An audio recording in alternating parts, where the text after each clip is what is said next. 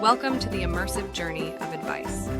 In this introductory scene, we will understand what advice is and its role in personal and professional growth. We will also tear down some common misconceptions about advice and how it has the power to change our lives. In this scene, we leap onto the significance of advice in life. We all need guidance at some point in our lives to navigate through crucial stages.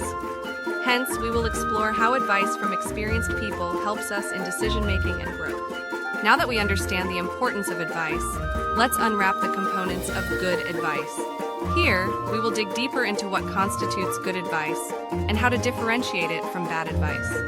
We will also shed light on when and how to ask for advice. Giving advice is an art not everyone can master. In this scene, we will unveil the art of giving advice. We will learn how to offer advice that is useful, respectful, and adds value to others' lives. In conclusion, we will underscore the power of advice. We will link everything we've learned and share powerful stories where advice has been a game changer. This scene will leave you with thoughts on how you can incorporate effective advice in your daily life.